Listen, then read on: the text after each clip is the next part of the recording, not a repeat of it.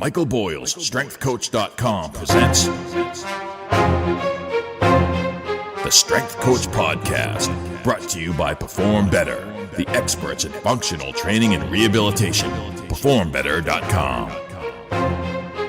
Hey everybody, welcome to episode 197 of the Strength Coach Podcast, the official podcast of Michael Boyle's StrengthCoach.com, the world's best source for strength and conditioning information.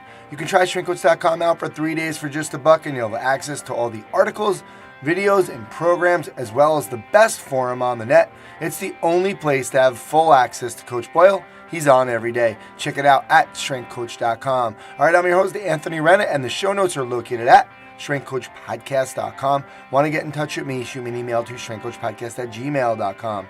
On the Coach's Corner, I spoke to Coach Boyle about some forum threads, including supersets, do they affect heavy lifts, hip shift in a single leg squat, and in-season speed work. That and much more coming up on the Coach's Corner in a little while. Aaron McGurr from Perform Better joins us to talk about the holiday sale, the one day in San Fran, and the new motor control screen slide box that comes with the FMS kits. For the Results Fitness University Business of Fitness segment, Alan Cosgrove is on to talk about implementing an idea day. This is a really interesting concept. You got to check it out. For the Functional Movement System segment, Eric Degatti is on to talk about using the FMS with teams. He goes over a lot of different scenarios. For the Hit the Gym with the Strength Coach segment, I have on Brandon Marcello, former director of sports performance at Stanford University. He's currently working as a high-performance strategist, consulting with teams and athletes. We discussed recovery and regeneration, his thoughts on different modalities, sleep, paying back the sleep debt, naps and the nappuccino, his work with performance-based dining not only at Stanford but with some of the teams he's consulting, and his thoughts on all the data that we're collecting. That and much more coming up from Brandon Marcello in a little while. Lots of things to get to, so let's get on the phone with Coach Boyle. All right, now it's time for the Coach's Corner with Coach Boyle. Coach, how you doing? I'm doing great, Anthony. How are you? All right, doing great. Let's hit the forum. We got a lot of stuff going on in the forum, and I thought this was kind of interesting. It's a simple question, but it was about supersetting and whether it inhibits an athlete's ability to lift his maximum when performing supersets. Now, there has to be more. It's more of a depends question, but you were talking about you like the idea of pairing, but not supersets, and that supersets really, in the purest definition, implies relatively quick, moving quick from one exercise to the next. And you said in the off season you pair non-coveting exercises. So what does that mean, by the way? Non-competing exercises. Oh, competing. Yeah, that might be. Sometimes we get auto-corrected, as you know, especially when I'm writing stuff in the morning. So non-competing in the sense that I wouldn't pair two lower bodies, and I don't like to pair a major, I try to not pair bench press with anything that might possibly interfere with bench press, because I think that's the one that gets most people freaked out in terms of, I can't bench and then do whatever, SLDs or deadlifts in between sets because it takes away from my bench kind of thing. So usually with us, with bench press, it's a stretching exercise like a mobility in a core, something along that line. But we have always done, because we were trying to figure out, this goes back a long time, and I probably should take the time to write a longer response, but it goes back to a Charles Poliquin seminar years ago up in Montreal when he started talking about this idea of pairing exercises and, kind of that A1, A2, B1, B2 sort of format that Poliquin popularized. And he was talking about the fact that you get twice as much work done per hour if you just look at what you're doing. If you said, okay, I do a bench press set, and then I rest a minute, and then I do a set of squats. Again, we're using two exercises that we wouldn't pair together, but just for example.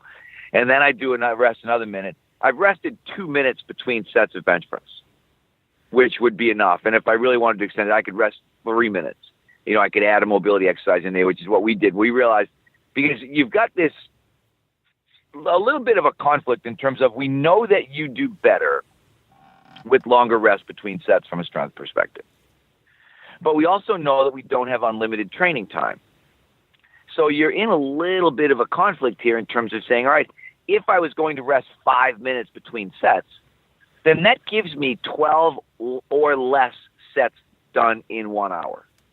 That's not much of a program when you start thinking. That's one of the things that we talked about when we think about what we want to do in terms of we want to do knee dominant, we want to do hip dominant, we want to do vertical pull, we want to do horizontal pull, we want to do vertical press, we want to do horizontal press. We've got all these patterns, diagonal patterns, core things that we want to get done.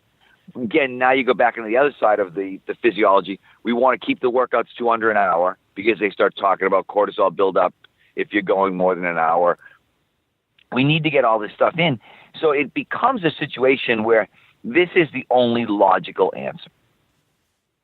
And yes, maybe the one thing I've found is that there may be some people initially who don't do well on that system because they're used to the old, I rest 5 minutes between bench press sets. And that's how they've always trained. But what we found is that they adapt really quickly, and we've almost never had that complaint. And we've been doing this now. I would say we're probably going on, we might be getting close to 20 years. Yeah. We are getting close to 20 years because MBSC is 20 years this year. Mm-hmm. And we've never done anything but this sort of pair tri-set model. Yeah. And we do not get frequent complaints. But I can see, again, if you're someone like maybe, you know, and you're in Sri Lanka and you've maybe got some kind of meathead type guys who maybe from a fitness standpoint aren't where they need to be and aren't used to working at a faster pace, that they could struggle. So some of it is just getting them to see the big picture and making them realize that it kind of goes back to the Meghan Trainor song. You know, it's all about that bench, but it's really not. So yeah. Well, I've done before where I've like first set done heavy deadlift with not pairing it with anything, just because for some strength reasons, just that was the only thing I didn't superset. Or I've done things like, and I'm doing with somebody right now, a deadlift, and believe it or not, a one-arm row, because I'm trying to get them to be stronger on their grip. So the one-arm rows are brutal for them after picking up some heavy deadlifts, and then the next deadlift becomes harder because they're starting to fry their form. So I'm trying to get a little bit more of a grip strength and grip work in there, but I've done that where just the first set, just deadlift or a squat was something that I wanted to get heavy. Well, it's funny for us. We do it with our Olympic lift because we know that with Olympic lifts, we don't want anything else competing with our neural work. So it's like Olympic lifts are just core and mobility. Olympic lifts are never paired with another strength exercise. But it's the only thing we do it because, again, it just comes back to that sort of, when I'm looking at it, I'm saying to myself, okay, what's better? And, you know, is density better? Is getting a better workout where we've done all of the things that we needed to do better than getting strong at the bench? Now, if someone said to me, I'm training a power lifter, I might do it differently. If I had actual powerlifters, it'd be like, okay, we're going to do our major lift for the day, and we're going to do it like the old powerlifters used to do it. You know, we're going to warm up and we're going to rest between sets, and then when we're done, we do all our auxiliary or assistance work or whatever you want to call it after that in our normal style. Yeah. But our athletes, and this goes back, you know, to the Dennis Logan. I love the Dennis Logan quote: "We want great athletes that are good weightlifters." And I think sometimes you can get those meatheads who really want to be great weightlifters, and they don't really care if they're good athletes. Yeah. So I think, you know, and that's why even like us people, I mean, we used to have people bitch about, you know, the warm-ups are too long and we shouldn't be doing plyos before we lift. And it's like, no, actually, that's exactly how we should be doing it. Because we're looking at this and we're prioritizing the neural stuff first, and we're prioritizing warm-up, and we're prioritizing mobility. We always talk about this idea of the recipe versus the menu. And we always want the recipe, and the recipe really puts strength second to last before conditioning in the process, because we realize that's actually where it fits. So I need to get back on that thread and try to maybe verbalize more of what I've just said to you. I don't know if I can. It might take me, be war and peace as I'm writing, but okay. Maybe we could just link the podcast to that thread. Yeah. Coach, might be a better idea. Let's pick another one. Hip shift. I thought this was a relatively kind of easy idea, but one of my athletes has a huge hip shift to the right when performing the single leg squat on the right leg. but his left leg single leg squat is perfect. What should be the reason for the hip shift? You said possibly weakness in right hip. So 2 questions. You said try a cross-body reach to increase glute and hip rotator recruitment. Is that just looking for recruitment, or do you feel like you're strengthening? Because if it's a weakness in the right hip, are we really strengthening with that exercise? Well, or? I think you're strengthening, because if you can get that muscle to work, I think sometimes it's showing you that muscle, we've got all the terminology, whatever, underactive, turned off, shut down, whatever we want to call it. Yeah. More than likely, it's showing you that something there is not properly doing its job. And if we can put it on stretch a little bit, it's going to be more likely to do its job. So by rotating that pelvis against the fixed femur, I posted the video today. Actually, it's crazy. The video has gotten more than 9,000 Instagram views in 12 hours. Which is nuts. I've never Instagrammed a video like that before, and I just threw it on because I had it. I took it, because he asked, "Do you have a video?" And I went looking actually through Kevin Carr's and Ken's videos, thinking someone's got to have that one leg squat corrective that we do, and that's like our standard. As soon as somebody, if somebody's wobbling, that knee's caving in, boom, turn, give me some rotation to the same side, out over the knee, and it corrects it right away. So it's one of those things where whatever it is, like I'm a big believer in whatever it's doing is fixing what we're seeing. Therefore, it is correct. Because now suddenly that's not happening anymore.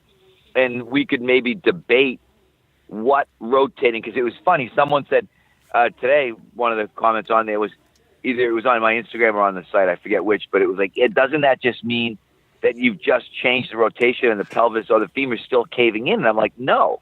It's not caving in at all, but you're rotating your pelvis against the fixed femur. You've changed the point of rotation by moving the pelvis. And that, it's like, it's one of the Gary Gray things. You think about and this is where I like some of the Gary Gray stuff. You can increase recruitment of muscles by using most of these muscles, and none of our muscles, as we know, and you've been to Todd's stuff, there are no sagittal muscles. Everything is going to have a transverse component in its stabilizer contribution. And when you think about glute max is both a hip extensor and an external rotator. So when I apply that internal rotation, I'm actually facilitating the function of that glute max, because I am now allowing it to be both an extensor and an external rotator, which is probably going to make it work better. Much the same way like you put a band below somebody's knees, what do? You get that abduction external rotation component of their glute involved. So it's a very similar concept to that, just applied to one leg squat. Yeah, and I was going to ask you, because I know Elspeth had said something about doing some R&T, but basically you just answered the question, because look, it's working. What you're doing is working, so there's probably no reason. And the thing I don't like, what I don't like about R&T? What's that? R&T requires another person. Yep. So I feel like in a rehab setting, I'm okay with R&T. If I've got someone who's got real, they've got knee pain, whatever it is, I may do that. But in general, I don't love the R&T idea if I can't get them to do it to themselves, because it ends up, where you've got to, okay, can you go over here and pull my leg in now? Yeah. Can you put the band on my knee? Can you do that? And I'm like, if I can find a way to make that happen on its own, then that's going to be much better for me, just from a coaching standpoint and from a kind of human resources standpoint. Yeah, no, I agree 100%. That's a good point. Coach, let's finish up with the speed. There was a speed one, and I think there's a few questions here. A high school athlete came to one of the trainers during open gym hours. The coach had said, I was a hockey player, and that, you need to work on your speed. And so basically he was saying, and it's the middle of the season, and he didn't want to do in-season speed work, which you agreed with. Barry Masterman said, I wouldn't hesitate to add a power component to these workouts. Jumping, hopping, bounding, snatches, swings, med ball throws. But he said that they're already doing that in there, and he was asking some of that stuff. He was asking more about sprinting, bounds, ladder drills, and med ball stuff. My question would be, the bounds should be okay, and so should the med ball stuff. Ladder drills, I mean, I don't see what the problem would be doing in-season ladder drills. I don't think it's doing much anyway besides something in the warm-up. I understand the sprinting, and I think that's what you were talking about. Somebody else had asked a question, I forget who. How much playing or practice time is he getting? Because wouldn't that be another question that you might want to ask? Because if he's not playing that much, maybe you can do a little speed work. Yeah, no, that would definitely be one of the. That's a good point. I didn't probably delve into it deeply enough, but I just think in general, particularly with hockey, you've got the groin issue is constant in terms of guys are always a little sore, a little tight. So I'm very hesitant to do additional sprinting during the season, just because I feel like, again, we go back to that kind of bucket filler idea and realize that, okay, that's a pretty darn full bucket most of the time. Even if the guy isn't playing a lot, if he's not playing a lot, he's still practicing, and again, it depends probably on what level, is it a type situation like a collegiate situation where we've got guys who are practicing 4 days a week. And then it really, you could get even deeper into it. How do they practice? Are they a team that's doing a lot of high-speed stuff on the ice, or are they not? Because one of the things we used to do, though, is we would try to sprint on ice twice a week, and we were very adamant about that during the season. And it would be interesting during the BU season. Sometimes, Coach Park would come back and say, we look slow. And I'm like, are we sprinting 2 days a week? Are we getting 2 days? Like, we would actually line everybody up on the goal line. And in order to make sure from, you think about the simple things you do from a bioenergetic standpoint, we would make sure the lines had to have at least 6 guys in the line, because that meant you were getting 5-to-1 rest to work, which we felt would be adequate for sprinting. Particularly when you get into the other end, you turn around, and we would just we'd blow the whistle, guys would sprint goal line to near blue line. So short, it's 20 yards, 60 feet, boom, sprint. As soon as they cross the 60-foot line, they cross the blue line, we blow the whistle again. The next group would go, blow the whistle again. The next group would go, blow the whistle again. The next group would go. We might do that 5 times, twice a week, so that we were, in fact, knowing that we were getting our speed work done on the ice, no pucks. No, because, again, the other thing you find sometimes guys that are slow, if they're slow, sometimes they don't have great hands either. And if you've got a practice-type style where they're doing everything with a puck, that can be an issue, because that guy never gets to top speed because he doesn't handle it well enough to get to top speed. He's too worried about hanging on to it. Yeah, good point. So I think there's a lot of probably additional levels of complexity that we could get to in looking at that in terms of what's the practice like. But I think the bigger sort of general thing is be careful, because it's the same. I've been through this with our women's Olympic program. It's this, people just think that you can open up a can of speed. We don't have enough speed. Well, Jesus, someone go in the freaking closet and get a can of speed and open it up. And it doesn't work that way. Yeah. It's not just a matter of, just do more sprints and you'll get faster. I always tell everybody, I actually have an article, and maybe I'll finish it now as a result, how many times we had this conversation, but called, is more better, or is more just more? Because coaches very often like to think in this very simplistic thing. We're not strong enough, we need to lift more. We're not fast enough, we need to run more sprints.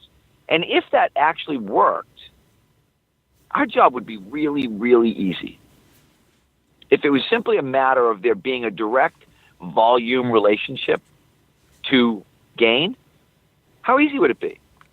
Oh, you want to get stronger? Just come 7 days a week. Yeah. If you come in 7 days a week and you freaking bench your ass off, you're going to bench 400 pounds within about 6 months.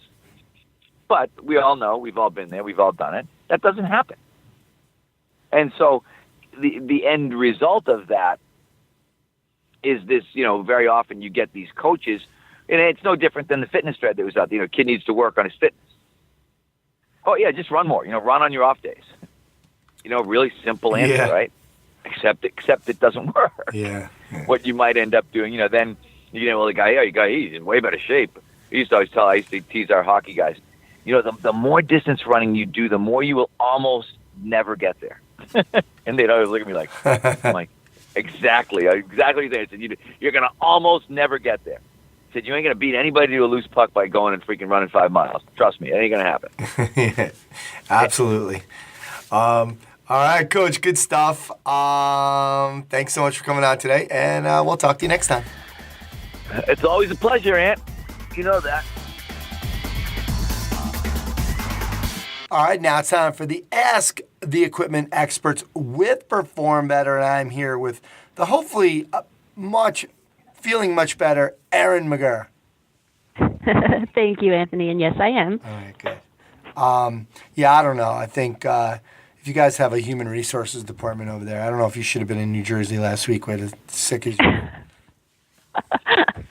I don't know why I ended up going. I think because everyone else was out at shows, so we needed some extra hands on deck. But yeah, I was struggling. And Sorry it's about Jersey. It's Jersey, so you gotta hit that. Yeah. So, Jersey kills my germs. there you go. E, we got the holiday sale going on right now. Give us the rundown. We do. We still have the holiday sale going on. You can save up to 40%, even though I know some of the items are a little bit more than 40%. Christmas is coming. Holidays are coming, so I know now's a good time to get gifts for clients. I know there's been a lot of that, so that's always good. But we have some of our top products on sale, so foam rollers, ropes, ultimate sandbags, pretty much all of our bands. So definitely take a look, and good stocking stuffers for all your fitness friends. All right. I just saw you at the one day. Your next one day is in San Francisco in January. Tell us a little bit about that. Yes, it's South San Francisco Convention Center. It's going to be Saturday, January 21st. And we do have new presenters, well, 3 of them that I haven't heard yet. So Todd Durkin will be giving his first talk of the season, The Wow Experience, which is kind of based off of his book that just came out. Dan John is going to be there doing lessons learned from training the best of the best. Martin Rooney's going to be there. I did hear him speak in New Jersey, so he's going to be doing 7 secrets to motivate others to get results, which his is always very good and very entertaining, to say the least. And then Gray Cook is going to be there doing the language of movement. So 3 new ones that I get to hear. I'm excited. Like I said, I heard Martin's already, but it'll be a lot of energy with both Todd and Martin there. So I can only imagine what the hands-on are going to be like. Yeah, it's going to be loud over there. Yes, it will. I saw Lee Burton last week in New Jersey, and Gray Cook is going to San Francisco. But right now, Lee and Gray are actually doing a seminar at the Perform Better Functional Training Institute. But tell us about a product that's going to be part of the FMS kits. And if somebody already has an FMS kit, obviously they can still buy it. But talk to us about that. Well, right now, like you said, Gray is here with about 60 other people doing a motor control, his functional capacity screen, which is something new they came out with. But what I mentioned is the motor control screen is part of that. So if you look in the new catalog, and I wanted to mention this again, I know the information is very new and there's going to be a lot of information coming out with it, but the motor control screen slide box is a new product that Gray and Lee and a lot of the FMS coaches are going to be going over for the functional capacity screen. It's just an attachment that goes right on top of the test kit. So it's just like a little box. And what it does is what they use to determine whether a person has a minimum level of motor control with both the upper and lower body. So it's kind of a new way they're branching out for people that already have a functional movement test kit. You can get the box separately, but I just wanted to kind of let everyone know that there will be the motor control screen slide box coming with all the new FMS kits. So what it does, it's really designed to just place on the kit for more effective testing, and there's stability tests that you do with it to give information on how you can stabilize, balance, and control movement through single limbs. So there's upper body tests and lower body tests to do with it. Gray and Lee are going around. They're going to start doing the functional capacity screen where this slide box will be a part of. And then also on the back of the slide box, there's a link to their website that goes over, it just has some different information on the test itself. So how you'd screen the upper body, the screen for the lower body. But there will be a lot more information coming out over these next couple months. And I know, like I said, we have 60 people here now. They have done one out in California, and they've done another seminar in Chicago already this year, just going over it. So as people start to become more familiar with it, and I know they're using it in the hands-on at the one days, they're going to be using it at the summit this summer, but just something to keep in mind. So there's going to be a lot more information coming out, but it is something that's pretty cool, and it's just a quick and easy way to set up a baseline and check for motor control in both the upper and lower extremities. So something cool that they're progressing on. Yeah, and we're gonna have Lee Burton on to talk in the beginning of the year when all this stuff comes out, because they have a lot of stuff going on. So we're gonna get a separate episode. But very cool, Aaron. Thank you so much for coming on and talking a little bit about the holiday sale, the 1 day, and the motor control box. So we appreciate it. Thank you, and thanks for having me. Hey everybody, welcome back to the Business of Fitness segment here on the Strength Coach podcast, brought to you by Results Fitness University. Today I'm going to talk about what we call the Idea Day, right? This was an idea that I got from a success business coach called Lee Miltier. Lee's sort of like a success and implementation coach. So what I found from working with our coaching members and talking to people at seminars is it's true at some point. I got this phrase from Ari DeGusse, who was running Shell Oil at one point, and it's your only competitive advantage is your ability to learn faster than your competition. And that remains true today. The problem is I think fitness professionals tend to be a little reactive to education, and such as Perform Better comes to town and you go. The Perform Better Summit comes, you go. A DERP certification comes to town, you go to it. Kettlebells come, you go to it. You're taking random things without any type of a curriculum, and you pile up stuff. You subscribe to newsletters, you read books, but you just get books when the new one comes out, right? There's no sort of structure to this. So one of the ideas that I got from reading Lee Miltier's work is 1 day a month to schedule what is called an Idea Day. Basically, all this does is you defer that 1 day to learning. You clear off your schedule. You don't have. I advise not doing it on a weekend or a Friday or Monday, because there's a tendency to just turn it into a long weekend and not a study. I think a Tuesday or Wednesday is a good day, right? It allows you to take back control of your education. So you put in 1 8-hour day purely for studying and reviewing the material you already have. So you get any DVDs or downloads that you've had that you've been meaning to look at. You get any magazine articles that you've been meaning to read, any books that you've been meaning to read, any newsletters, print out email newsletters. So instead of just reacting when an email lands in your box with an educational newsletter or a cool article comes out, you collect these, and 1 day a month you have this intensive learning where you're learning stuff, but you're taking notes and you're deciding, how are you going to put this into action? What are these new exercises? How's that going to fit into a client's program, right? What am I going to do? What's about this new marketing plan? What about this new referral plan I have?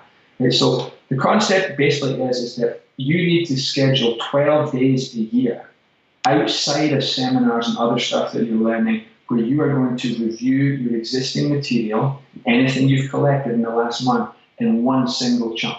Right? So it's a dedicated learning day, right? One of the values of going to seminars is that, like, you can clear the calculator, you can clear your head and really focus on learning what's there and network with people. This is just an extension of that you get through the material that you've been meaning to get through before you fall behind. So it's just, we call it the Idea Day. You schedule 1 day a month and you work all day just on consuming information and reviewing. I made a rule this year myself that I want to, for every new book I get, I have to reread a book that I own. Because I think, as Mike Boyle said, if you read a book twice, you know 30% of the book, something like that. So there's a lot of good material that can be reviewed, and there's a tendency to come back from, for example, a Perform Better seminar or an FMS seminar, and you're so busy when you go back, you never pick up that manual again, you never look at your notes again. 1 day a month, you schedule the Idea Day, and you get through your material, and you use that to drive you to the next level. Guys, that's it for this week. This is Alan Cosgrove. Did this episode in a Scottish accent just to mix it up for you guys, keep it fresh. I will talk to you guys next time. Any questions, as usual, put them on the Business of Fitness section, right here at strengthcoach.com, and I'll talk to you guys next time. Welcome to the Functional Movement System segment. My name is Eric DeGatti, and today we're going to be talking about using the FMS and the movement screen with teams. This is a question I get quite a bit in teaching the FMS course over the last 10 years or so. And how do I implement this when I go into a sports team? And the first thing that I want to address with that is understand that this is not sport specific. I don't do the screening differently if I'm working with a hockey team versus a football team versus a baseball team, that this is movement specific. This is creating a very broad baseline of looking at human movement. And then when we get higher up in the tier of performance, that's where we look at specifics as the sport. So the first thing we need to knock out is we do not do different screens for different sports populations, that it is the same 7 tests regardless of the team that we are working with. And also the question that comes up as far as what age do we start this with? If you're old enough to be involved in competitive sports, you're old enough to get screened, because the amount of stress you're going to get on the field, on the ice, on the court is far more than we're going to put you through in a movement screen. And we want to know that you're prepared to handle that stress. So now the next thing you need to figure out is how you're going to approach this. Are you going to screen them each one by one individually, where you start with Johnny, and I'm going to start with him at the measurement of his tibia and his hand, and then move all the way down from deep squat to rotary stability? Or am I going to do it in small groups, or am I going to do it as an assembly line? And the first thing you need to figure out is what tier you're working with, as far as what level you're working with, as well as what time frame you have access to the players. And what I mean by that is, number one is, I've worked in the NFL, and the joke I always give is that NFL players are not good at making appointments, and they're worse at keeping them. And so they are not going to work well in a group setting to do their screenings. There's going to need to be a little more hand-holding and attention. So at the highest levels, there's going to almost always require individual screening. As we get down into the lower levels, the option is, depending on the number of people you're looking to screen, I can do them in small groups, where I'll generally have 4 athletes set up that I'll screen at once. Or I can set them up in an assembly line where I'll have 7 kits set up, and each kit represents a different test, where one kit they'll do their deep squat, then they'll move on down to their hurdle step, and so forth and so on. Small groups is the most common way in which we'll do it, and where if I'm doing it personally, the sweet spot is generally 4 athletes. I'll have two kits set up. I'll have 2 athletes per kit. I'll explain, okay, here's what we're going to do for our first movement, explain the rules, have the first person do it, and now all the other 3 get to see what it should look like, what the rules are, what the cues are, and then it follows in suit, so I can get everybody to do their deep squat, everybody to do their hurdle step, and then continue down the line. And if you're doing it that way, you can generally get through, depending on your experience, you can get through 4 athletes in about 20 minutes. So figure you're going to get about a dozen athletes through in an hour. So based on your timing, if the coach says, look, I have to get 60 athletes through in the course of an hour, well, I'm going to need 5 testers for that to do that if I'm doing it at that pacing. So that's what you need to figure out, and doing some math in terms of your preparation ahead of time. Some other things that are helpful for efficiency. I always measure the tibia and hand length right off the bat and put that right on their chart. And that way it saves me time of having to do that when we get into those.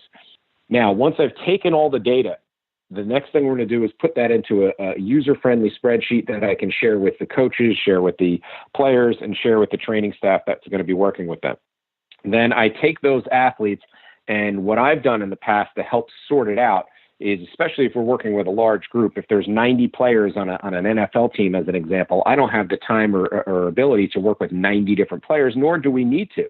Because remember, there's going to be a certain amount that do not have any ones on their screens, do not have any imbalances, and have no pain. Those people are just fine. They've cleared the screen, and we don't have to worry about fixing anything there.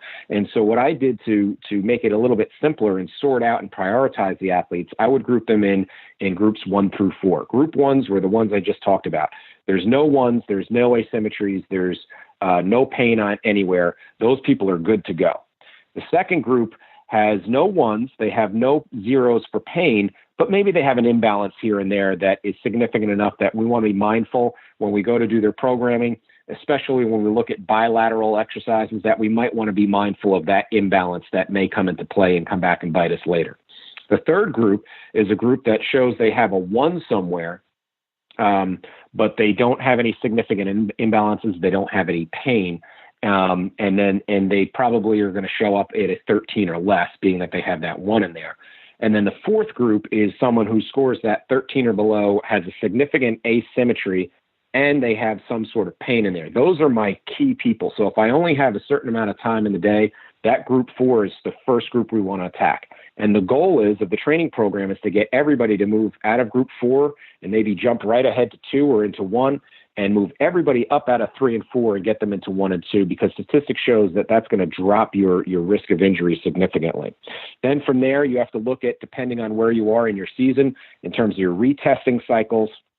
And then the next thing to sort out is who's handling what. We're going to talk about that in another segment where we talk about the integration of your training staff along with your strength and conditioning and performance staff along with your medical staff. And then the last but not least piece is how are we going to modify their training? Unless there's significant pain or dysfunction that rules them out of the weight room and rules them out of the general population of training, all we're looking to do is just modify based on their scores.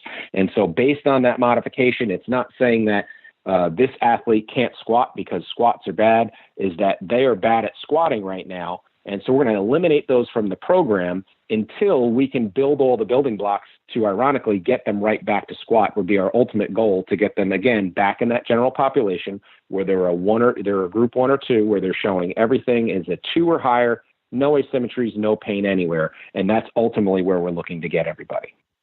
So that's going to wrap up today's segment. The next segment, as I said, we're going to talk about how we integrate all your different staffs and all the different people that go into the care of your athletes on a team and how you can work together harmoniously. That's it for today. Be sure to check out functionalmovement.com for more info.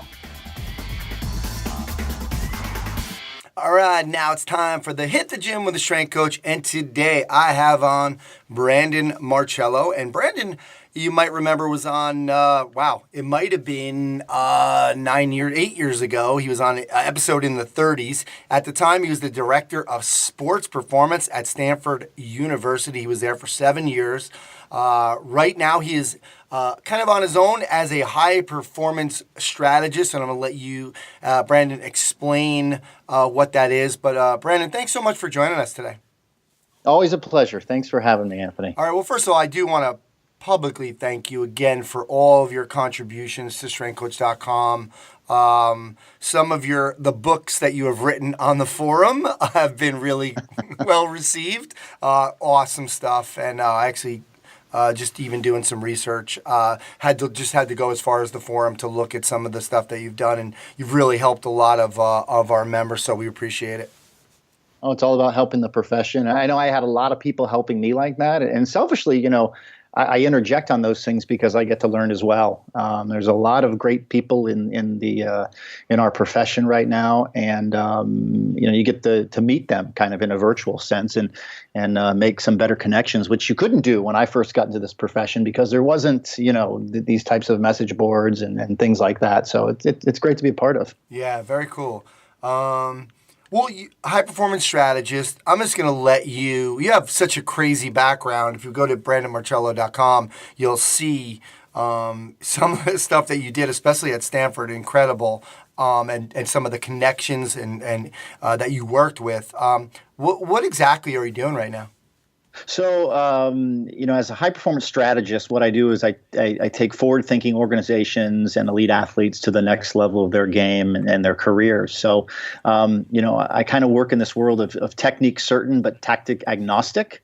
So what I do is I use techniques that are kind of proven and rooted in science. But the approach I take to improving their performance is based upon the unique needs of the individuals and organizations. So I work with pro athletes to help them get ready in the off season.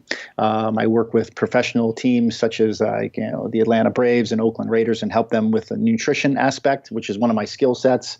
I do some things with Equinox and helping them with some recovery and regeneration pieces. I do things with the military. Last year, I did a project on sports analytics and data visualization for the military to help them kind of have a better understanding of what the sports industry uses to sense, understand, and portray human performance.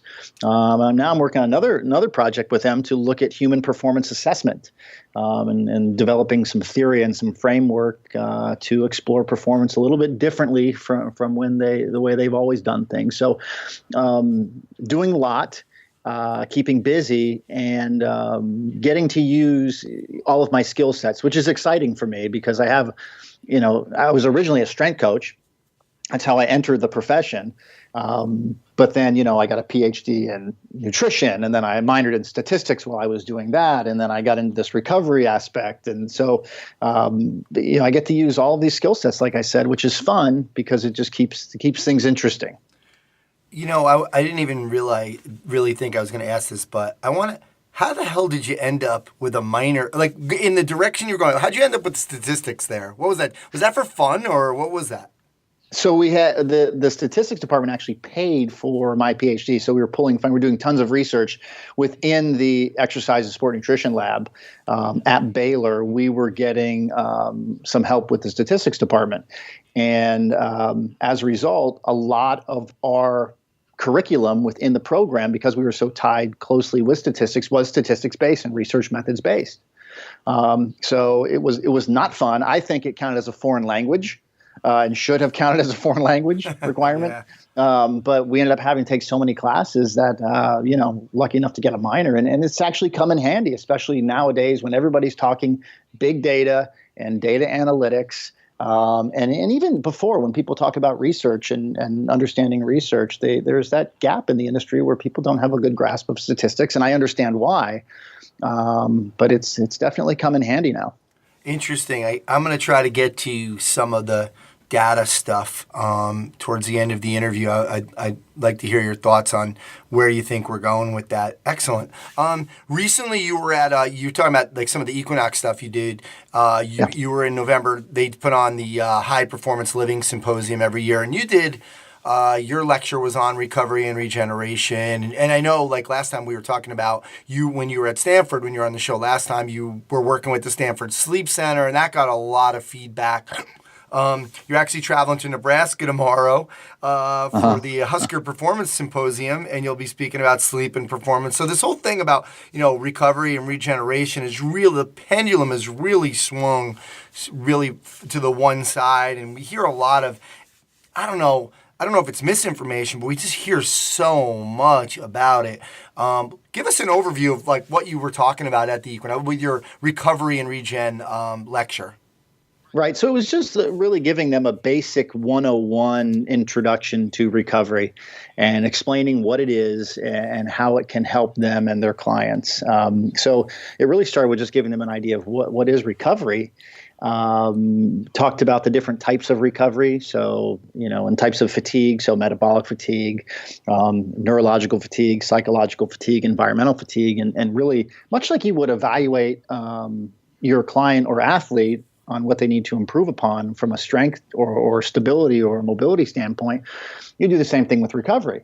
I say, well, what is the type of fatigue that these individuals are experiencing?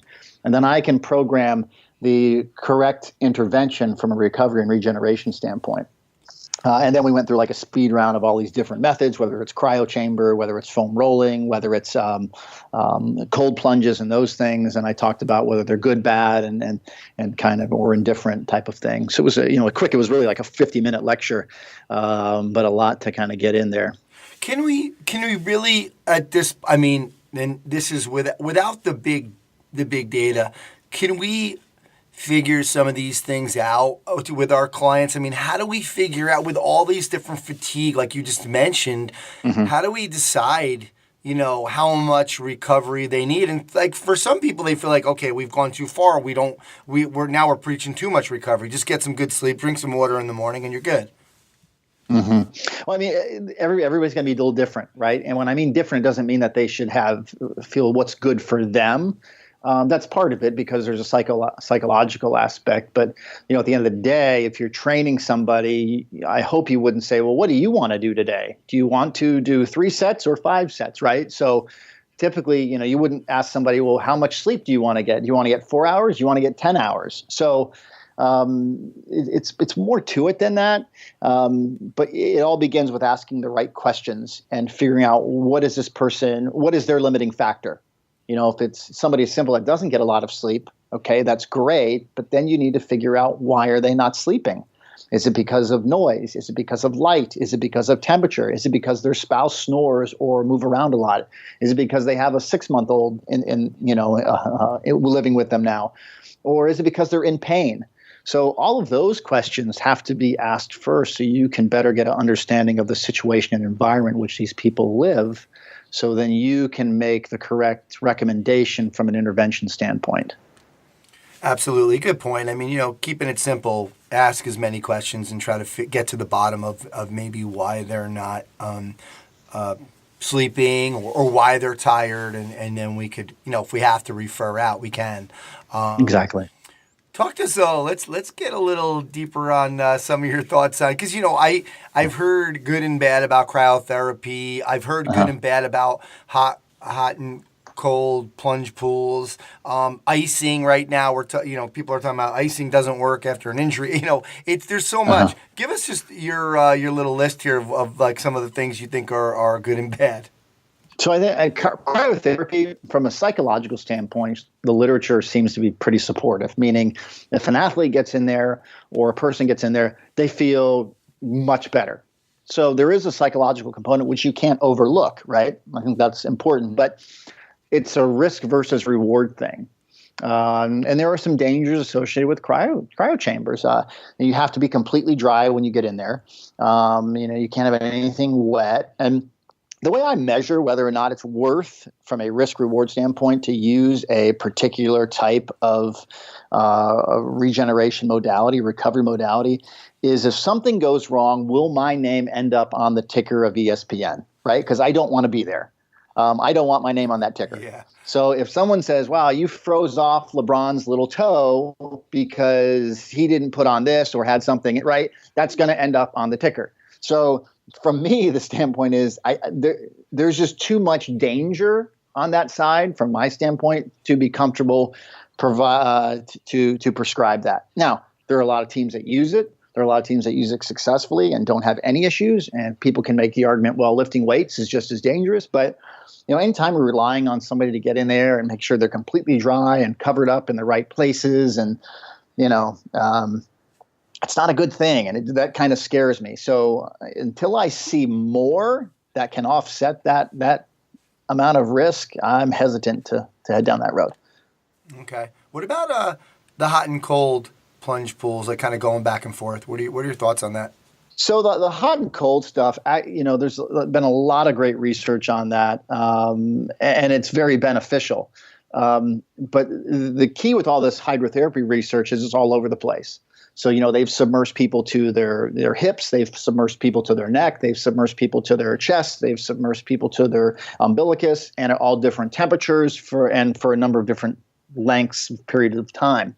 And that's where it gets kind of tricky. So there's not like there's one reproducible type of study over and over again that says, wow, this actually works for that. But there has been some pretty cool stuff from a standpoint of using like contrast showers as a warm-up to kind of increase CNS activation, because what happens is the body now has to respond to two different types of stimulus, right? So the hot and cold, which can wake the body up, so to speak, if somebody's feeling kind of flat, if you will. But what's funny is that there is some pretty good, compelling information talking about the type of sport, whether you're weight-bearing or non-weight-bearing, and how contrast is beneficial, and length of time. So for contrast, it seems to be this like ideal number. But for a weight-bearing sport, you can go for anywhere from 12 to 18 minutes. And then between sessions for weight-bearing sports, contrast or cold water immersion has been shown to be good. But for non-weight-bearing sports, between sessions, just contrast has been shown to be good. So, it can be very sport-dependent. And I think that's something that a lot of people are missing and not thinking about. Some people are obviously, a lot of this research is coming out of Australia and the Australian Institute of Sport, who've always been on the cutting edge of recovery and regeneration research. So, it does have a good application if used, at the right period of time. What is besides it depends, but what are your thoughts? What are your kind of go-tos? Do you have any go-tos or favorites for, like, just from a general perspective? We have a lot of high school and college coaches out there that might not have some of the facilities. What do you feel like some things that people can do? Your best bets? I think cold plunges are good to use. But I think the issue is, just like anything else, your body does adapt. If you lift a 25-pound weight every day, that's going to become light to you over a period of time because your body responds to that stimulus. And recovery and regeneration protocols are no different. So if you get in the cold plunge every single day, you're probably going to have some sort of adaptation to that where you're not going to see the benefit. So, it's pretty much recommended that you spend about 10 to 15 minutes in a cold plunge only after intense training sessions. Now, the people say, well, there's research that says, they look at cold water and how it doesn't help performance. But again, that goes into the research. Completely read the research. Don't just read the abstract, because an abstract is exactly what it is. It's abstract. It's not complete. So, what was their methods? What was the population? When did they look at this? So they might say, well, we put you in a cold plunge for 10 minutes, and then we pulled you out and had you do a jump, counter movement jump, and it didn't improve. So therefore, it didn't help you recover. Well, it didn't help you recover in that short period of time after, you got out of the pool. But we're talking more long-term gains and turning around between sessions. And not only that, we're not talking with recovery regeneration. We're not talking about lactate clearance and those types of things that a lot of people like to research. We're talking about the nervous system, because that's at the end of the day what we're concerned about. We're trying to recover the nervous system. And if you're not viewing training, rehab, prehab, recovery and regeneration through the lens of the autonomic nervous system, you really should be, because nervous system is king, and that's what's governing all. And that's essentially what we're trying to get after with these regeneration and recovery protocols, is affecting the nervous system and getting the nervous system to bounce back as quick as possible. Great stuff. Let's go a little bit into sleep. I know on the forum you were talking, and I had heard that this doesn't work, and you were talking about sleep satiation, paying back sleep debt, and you can improve your performance. And because it's important, because like you said, we have a lot of high school coaches out there. A lot of high school kids probably have some type of sleep debt. If you have drowsiness, you said that if you have drowsiness during the day, especially after lunch, that person probably has some amount of sleep debt that needs to be repaid. Talk to us about this idea. So the idea of sleep debt is that everybody has a certain amount of sleep that they should get, a basal requirement. So, and that's going to be different. Anthony, you might need 7 hours of sleep at night. I might need 9. Okay. But if you need 7 and you got 6 last night, now you have some sleep debt accrued. To make it simple math, you have an hour, we'll say, of sleep debt accrued. So tonight you would need to get 8. You're 7 on top of that extra hour to pay back. And sleep debt builds up over time and can accrue. So there's tons of research out there that says sleep deprivation does nasty things to you, right? I think we all know that. We know that if you don't sleep very well, you don't function at a very high level.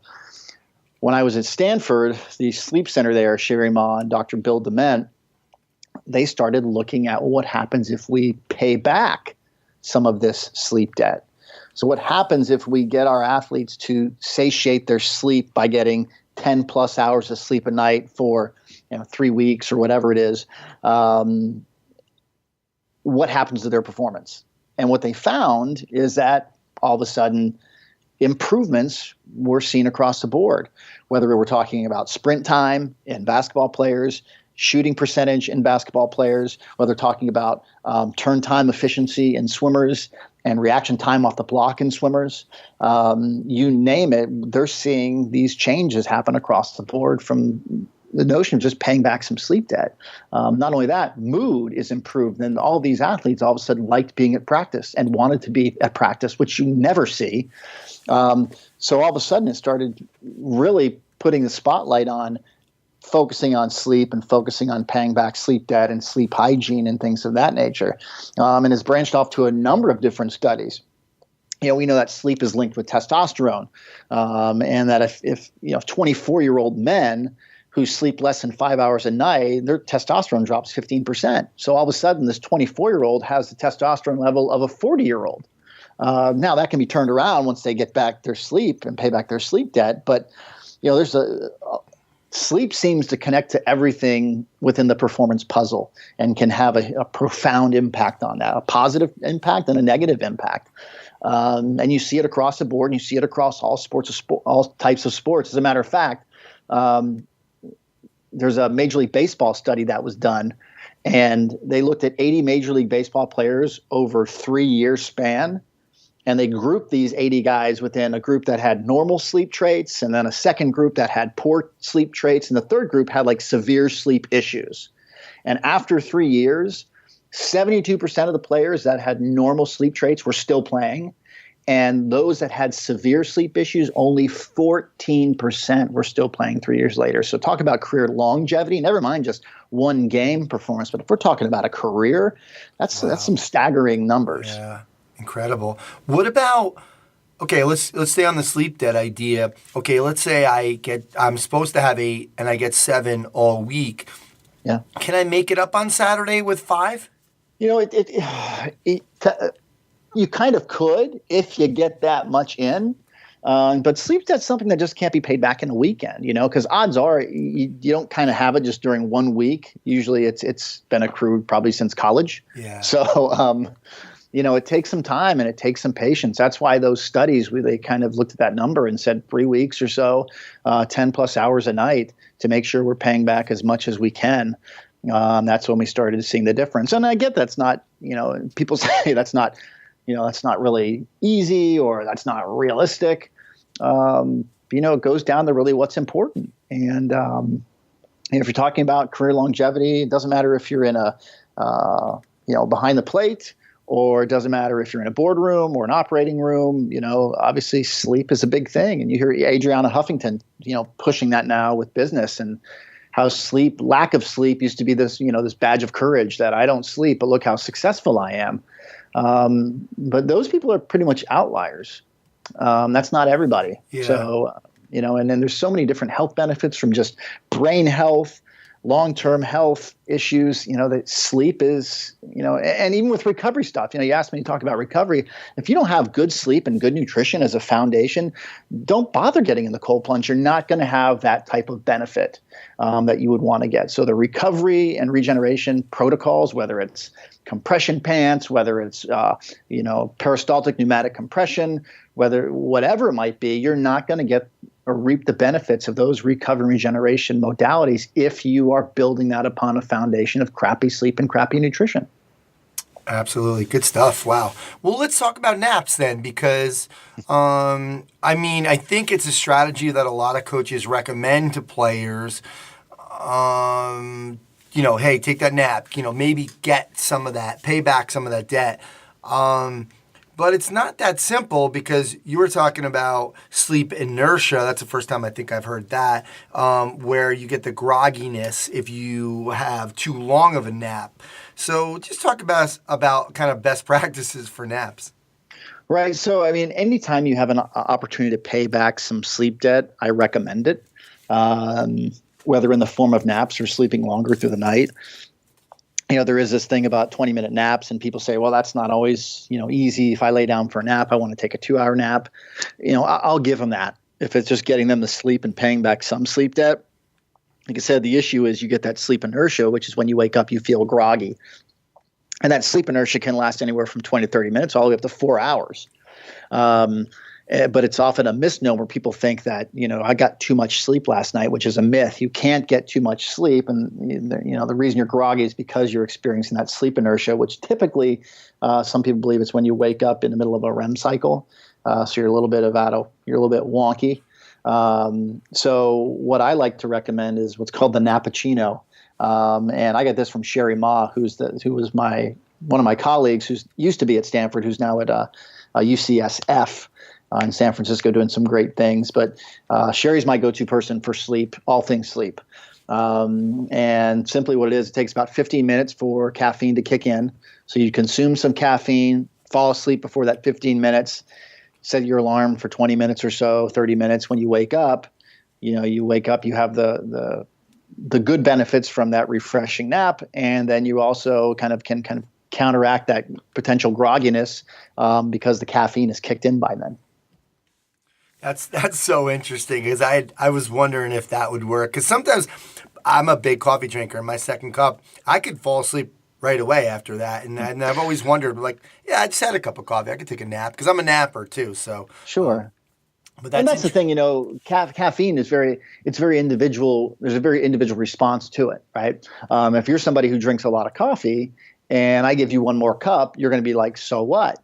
But if I have somebody who doesn't consume a lot of caffeine and give them some, it's going to be different. So, the metabolism rate and the sensitivity rate, it's just like alcohol, right? People drink alcohol and some people can hold more alcohol. A lot of it has to do because how much you've built up over time and the sensitivity to it. So you have a lot of alcohol dehydrogenase or you don't. So caffeine is very much the same way. Females metabolize it at a different rate than men, and females can actually metabolize it quicker during certain times of the month because of upregulation of specific enzymes during their menstrual cycle. So a lot to consider there from an individual standpoint. all right. Those two books, Take a Nap, Change Your Life, and The Promise of Sleep. Who are they from? Just so for reference for everybody else. Yeah. So The Promise of Sleep is from Dr. William Dement, Bill Dement. He is considered the father of sleep medicine. He's the gentleman that discovered REM. He's like 90 years old now, still doing really well. But he's puts a nice book together and talks about, the concepts of sleep debt and those types of things. Take a Nap, Change Your Life is by Mark Ehrman and Sarah Mednick. And it's a great little book about, napping, and comes with like a little thing on the front cover. It's like a nap dial and helps you takes you through that and how to program, so to speak, your best nap time. All right, very cool. Well, let's kind of segue into nutrition, but stay on the sleep topic. What are some things that you would recommend that we can suggest to our athletes not to eat kind of before bed, or things that are going to disrupt sleep? Right. So again, that's very individual because everything affects people differently. I know some people who can eat 3 Big Macs and fall asleep right away. And there are other people that can't eat an hour before they go to bed, right? So depending on their sensitivities would depend upon what types of foods we would offer. But now, if you just search, there are some known irritants to your stomach. And you can just search those and do a Google search. But those are types of foods that I would recommend that people stay away from if they kind of suffer from heartburn or esophageal reflux or something like that. That's some of the basic foods that typically are recommended that people stay away from. Now, this is assuming they are healthy and don't have anything else going on. Because if they do have something going on from like a stomach standpoint, they need to see a physician and those types of things. So that's very important also to understand, is that, don't make assumptions in terms of people that have, like, if you have a client that you've been working with and says, I have reflux, my first question is, have you seen a doctor? Right? Because we're not physicians and it's important to get those things cleared away. So they go see their doctor and they say, doctor says it's fine. I should just kind of avoid these foods that trigger it. Great. Let's talk. Right? Otherwise, you don't want to assume something and they may have something else going on. So avoiding those trigger foods, assuming that they're healthy, is probably where I would start from a standpoint of prior to bed feeding. Absolutely. You make a good point about the heartburn idea. We had one of our strength coach members, Rhonda Catt, was on, and her husband Peter passed away a year ago in November. And he was like a healthy individual, late 40s, played hockey all the time. And she basically, the night he died, he thought he had heartburn, and he ended up basically having a heart attack in his sleep. And I just want to remind everybody about that episode. It's important. And she's been sharing that. It's called Peter's Story. If you Googled Peter's Story, or go back to Rhonda Catt. So good point to bring up, Brandon. Let's talk about your work with nutrition. And let's just start. You've been doing some work with the Raiders and the Braves, Oakland Raiders, Atlanta Braves. Talk to us about, and this was a concept that you guys started at Stanford, I guess, in about 2010 or 11 maybe, performance-based dining. Give us an overview of what that was. So really what it was is looking at food a little differently, kind of going in a different direction from the typical approach that everybody takes with nutrition for athletes. And the whole reason why I want to do that is because, what we were currently doing was just kind of working okay. It wasn't great. That said, I think there was a better way. And I'm not saying that performance dining was a better way, but the whole purpose of it was let's try something different, provoke some thought, and maybe people will build upon it and make it better so then we can have the right way. So what we did was kind of looked at the different approach to foods, and we brought in a lot of people, excuse me, and a lot of experts from the campus to kind of tie in a lot of nutrition research. So what we decided to do was kind of create different categories and a labeling system a little different. So rather than this red, green, yellow thing, which I really detest strongly, we went with labeling foods based upon enhanced immunity, or labeling foods based upon recovery, labeled foods based upon brain health, antioxidant potential, and even food synergy, meaning when you combine certain foods together, you get a better nutrition response. So a 1 + 1 = 4, as an example. So what we did was we decided to say, well, let's get all the foods that we should be cooking with and handling and, and looking at all the different properties of those foods. So what are the spices that we should be cooking with? What are the types of meats and what are the types of whole grains we should be using? And then we compile a list, and then we'd hand it over to the chefs and say, now you guys are experts in making things taste good and being creative at making dishes. Now you guys get to work. Here's what you should cook with. Here's your pantries, like this big giant version of Chopped. Here's your big basket. Now make something wonderful. So some of these teams have reached out and said, we'd like to kind of adopt a lot of these same principles. Can you help us? So that's kind of what I've been doing. And, a lot of it really is the trick with a lot of these teams is just people aren't, going back to the questions thing, they're not asking the right questions. So for instance, something with the Braves, I go to one of their affiliate teams and I see a lot of Latin American players. And I'm like, okay, we got a lot of Latin American players.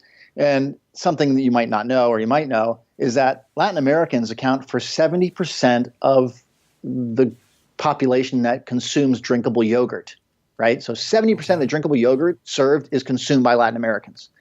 What types of flavors do they like? Tropical flavors. It makes sense. So pineapples and coconuts and mangoes and those types of things.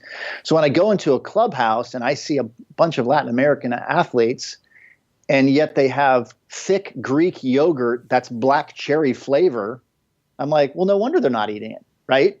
So it's about asking the right questions. What are the flavor preferences for these groups of individuals who are on the team, and are we catering to those? So my thing would be, why don't we have drinkable yogurt with this group? Maybe the black cherry stuff might fit with another group, but we just can't assume that because Greek yogurt's this popular thing that everybody likes Greek yogurt and they like, black cherry because of what they have available at Sam's, right? So it's taking things a step further. And first thing we need to do is think about the group for which we're cooking. And then now what can we do with those flavor principles based upon their background and things of that nature. And so were the teams doing like what you did at Stanford with the chef making stuff, or were you just saying, okay, here's some of the food choices and we want to kind of start to pick these? So a lot of it's food choices because some of them don't have chefs. So like they might have a chef at the major league level, but at the minor league level, they might just use some, the chefs that prepare foods for the, at the stadiums. So they need a little more guidance. And that's also another question too, is you have to look at really what type of chef you're dealing with. Do you have a classically trained chef, somebody from the Culinary Institute of America or somebody like that, or, Johnson & Wales, right? Or do you have somebody that's just kind of learned from somebody who taught them, from somebody who taught them? So you kind of have to look at the whole scenario, and you just can't throw everything at them. You can make suggestions on some choices and things like that. Because the tricky part with food is it has to taste good, right? Yeah. If I get somebody to try Brussels sprouts for the first time and they don't taste good, they're never going to try them again. So, you can't ever have like a bad day when it comes to nutrition and cooking, because, otherwise you might lose them. So you have to kind of, it's a delicate balance, and it's a tough one. I know you're no longer there, but really, again, at Stanford, you started this at Stanford. What were some of the results that you were seeing after a couple years? It took off. It was very popular. As a matter of fact, the one dining hall initially started with the Performance Dining Initiative, and they expanded to all the dining halls because everybody was coming to that one dining hall to eat, and it backed everything up. So, in an effort to kind of counterbalance that, they had to offer performance dining at all the dining halls. So it turned out really good. But the whole purpose was to help everybody, and it was just not the athlete. It helped anybody, because performance dining, at the end of the day, we're all humans first before we're athletes. So if we can master human nutrition, then fixing the athlete stuff becomes very, very simple. Very cool. All right.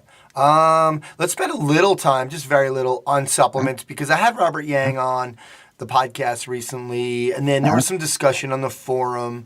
I just want to get your thoughts on 3 supplements, and that would be probiotics, your stance on fish oil, and then on multivitamins. So just talk to us about those 3. Sure. Okay. So probiotics, there's a lot of guessing right there. It's a big buzzword. I'm big into the microbiome. I think the human microbiome affects so many different things. We're learning more and more about the human microbiome by the day. One of the leading researchers on the biome is actually here in San Diego, where I am, and we've met a couple of times and had some discussions around this. But if you're taking a probiotic, you're kind of guessing at the types of bacteria that you need. So unless you've really evaluated your human microbiome and know the bacteria which you're missing, you don't know what to take. So again, it's just guesswork. And if you don't have enough of those types of bacteria in the right amounts, it's going to be like a drop of water in the ocean, right? It's not going to make a big difference. So taking a probiotic is just guessing. Some people might respond favorably. A lot of people might not, because it might not be what they need. So most of these probiotics are fortified with bacteria that they know will make it past the stomach. And typically it's like, acidophilus and lactobacillus and the things that you might see in Activia, like with active and live cultures. But there's more to it than just those 2 strains of bacteria. So, without a proper evaluation, you're just guessing. And hoping that it's going to work. I would never, when it comes to training somebody, I would never just guess a weight, a set, a rep, and an exercise. You'd look at me like I was crazy if I did that without evaluating you first. But yet, and I think the same should hold true with prescribing probiotics.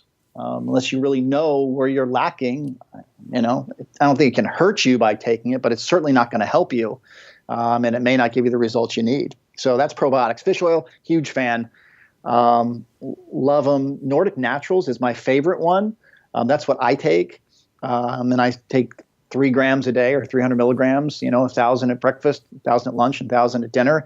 Our omega-3 levels are very much not proportional to the amount of omega-6s in our diet. That's why we need to take those. Our diets and our food sources are flooded with omega-6s. So that's why the ratio now is around like 21-1 omega-6 to omega-3.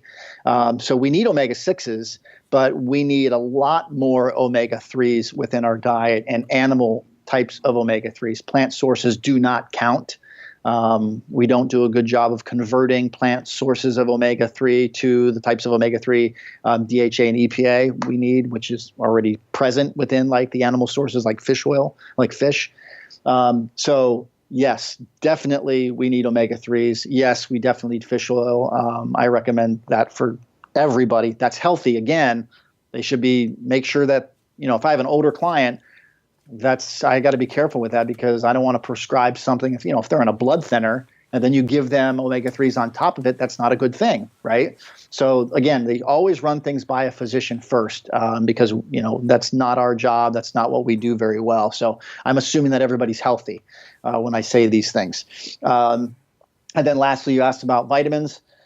The jury's kind of still out. We know that vitamins are synthetic. The ones that we get like in pill form are typically made in a lab.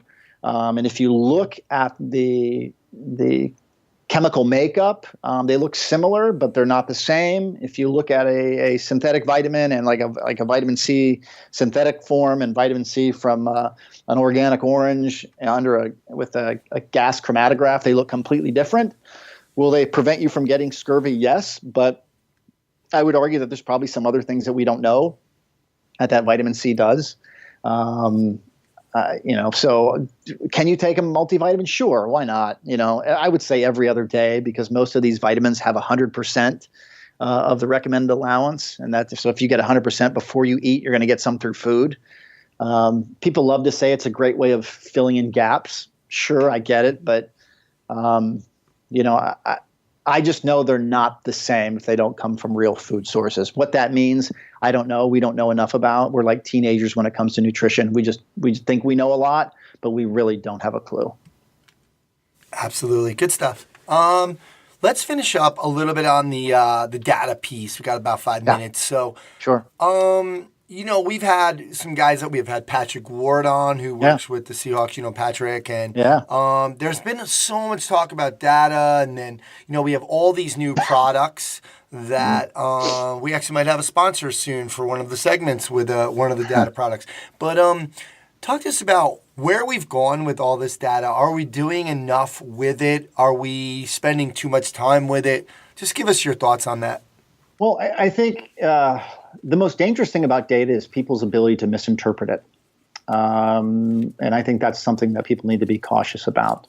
The other thing is I think people are very quick to adopt different things because that's what they think they should be doing because the rest of the industry is doing it. And what I mean by that is they're asking teams, colleges, universities are asking people that don't have that particular skill set or understanding about data to crunch numbers and to give them insights. So a couple things about that. One, a lot of these people want insights right away and overnight. And that doesn't happen with data. You need to sit on data for a long period of time to get an understanding of actually what is happening.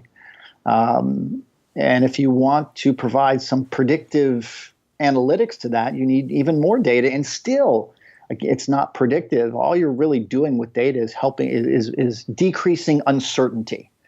I think this is the case, but let me look at the data and see what this says. Does it support me? Does it not? So a lot of times people look at data to provide an answer or give them the answer. It doesn't give them the answer. It just decreases uncertainty on their part and helps them formulate a better answer or an educated answer. The other thing is, there's a tendency for people to dumb things down to their highest level of understanding. And that's what I see. Everybody's talking about doing correlations. That's what they learned in stats class, because basic stats, you learn correlations and regression analysis. And I hear Patrick and I were actually talking about this at one point. There's like 40 some odd different types of correlations, and there's more to stats than that. So really, these groups need to be hiring, a data scientist, somebody who understands data and knows what clean data looks like, and how to select the correct test to examine the data. Now, the questions can come from anybody. The questions can come from a strength coach or a sports science person or a physical therapist or a head coach, whomever. But you have to rely upon the right people to look at the data and analyze it and clean it and scrub it and parse it and whatnot. Otherwise, you could get some bad information. So, we're kind of at this influx and everybody's talking about data right now in the sports world. And I think it's good that people are talking about it, but it's very early on. And there's a lot of uncertainty. And like I said, the danger is people's ability to misinterpret it is big. And that's where data can be very dangerous. And also measuring meaningful stuff. There's a difference between big data and rich data. Rich data meaning this is what I need to be measuring. Big data is just kind of like measuring everything. But there are some things that aren't important. Eye color probably isn't important to measure when you're in the weight room, but you can measure it, right? You can do it. It doesn't mean you should. So, this could be a whole nother topic of a podcast, really, but that's kind of my quick Yeah. speed round answer. Cool. I think the brown-eyed people are much stronger and better looking, but I would agree, but what's funny is that there are certain groups that people with lighter eyes can actually see a little bit better in the dark. So if we're talking about military population and people have to operate in the dark, then there might be a need to measure eye color. So again, it's definitely situational dependent. All right. Great stuff. All right, well, we've taken enough of your time, and once again, I do want to thank you, for being such a great contributor on the StrengthCoach.com forum. It's great having somebody with your background on, so we appreciate it, and thanks so much for coming on and spending 45 minutes talking about recovery and sleep and nutrition and a little bit on the data. So, Brandon, thanks so much for coming on. Hey, my pleasure. Appreciate everything you do, and it's great to be a part of it. So I can't thank you enough. All right, that's going to do it for episode 197 of the Strength Coach Podcast. Special thanks to Chris Pryor, Aaron McGurr, and the folks over at Perform Better. You can check them out at performbetter.com for other products and info on their educational seminars. Don't forget about their holiday sale. Thanks to Coach Boyle and Brandon Marcello for sharing their insights and philosophies into the world of strength and conditioning, nutrition, and performance enhancement. Alan Cosgrove for the Results Fitness University Business of Fitness segment. Check them out at resultsfitnessuniversity.com. Eric Degatti and Functional Movement Systems. Check them out at functionalmovement.com. And of course, remember you can join strengthcoach.com and have access to the site for just $1, 3 days, just $1. All the articles, videos, and programs. Access to the best forum on the network. Coach Boyle's on every day. Once your 3-day trial is over and you become a member, you'll be able to download Coach Boyle's 2 books, Designing Strength Training Programs and Facilities, as well as Advances in Functional Training. And remember, if you have a staff of 2 or more, you want to sign up as a group, we have a special membership offer for you, up to 50% off, depending on how many people you got. To access that offer, go to strengthcoach.com, click the Join Now button to get started on your trial. My name's Anthony Renna, and you can reach me at strengthcoachpodcast@gmail.com. Thanks again, and I'll speak to you next time.